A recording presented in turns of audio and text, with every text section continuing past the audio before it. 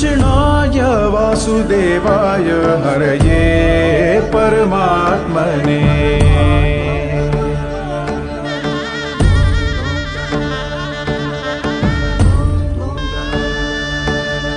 प्रणतक्लेशनाशाय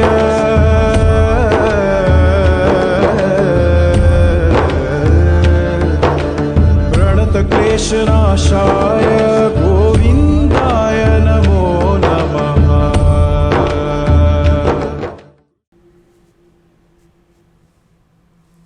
हरि ओम हरि ओम हरि ओम। आज आपण श्रीकृष्णाचं तरंग रूपातील वेगळ्या स्वरूपाचं स्वामीजींनीच निर्माण केलेल्या एका प्रतीकाच्या माध्यमातून दर्शन आणि त्याचा अनुभव घेणार आहोत। हे प्रतीक म्हणजे महाशून्य बिंदू, अथांग विशालतेचं आदर्श प्रतीक।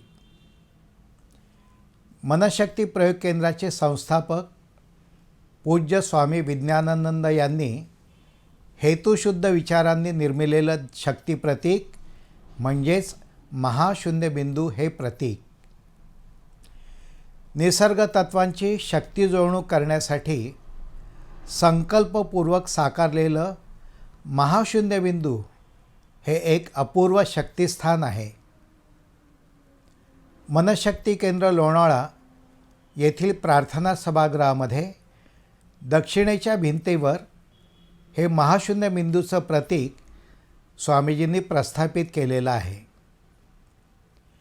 पिवळ्या पार्श्वभूमीवर मध्यभागी पोकळी असलेलं कृष्णरूप म्हणजेच गडद काळा वर्ण, त्याखाली 3 भरीव वर्तुळांच्या आकृती आहेत। अनुक्रमे लाल, हिरवा आणि निळा या वर्णाचे 3 गोल आहेत आणि त्यावर मगाशी म्हटल्याप्रमाणे काळा म्हणजे कृष्णवर्ण। खाली असलेले रंग आणि तरंग याचा अनुभव घेऊयात।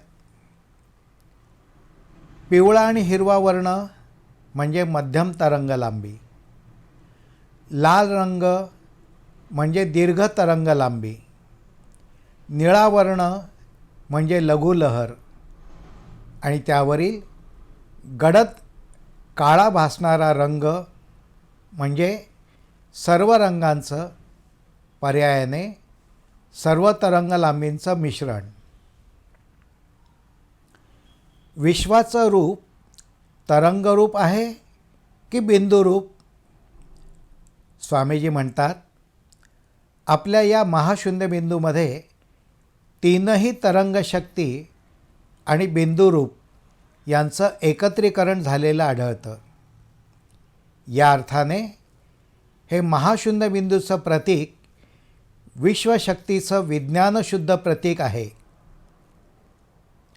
ओंकारातील 3ही तरंगरूपांचं हे प्रतीक आहे।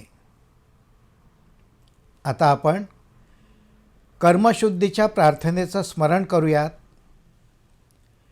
प्रार्थना सभागृहात होणाऱ्या ज्योतिध्यानाचं, प्रकाशशक्तीचं स्मरण करूयात।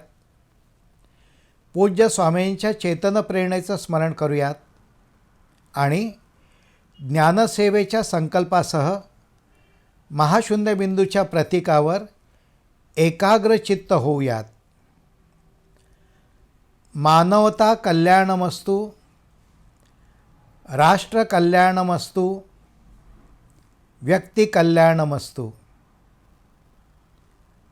हरि ओम हरि ओम हरि ओम।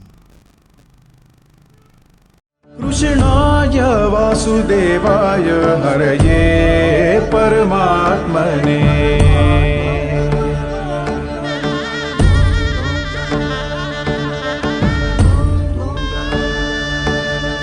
प्रणतक्लेशनाशाय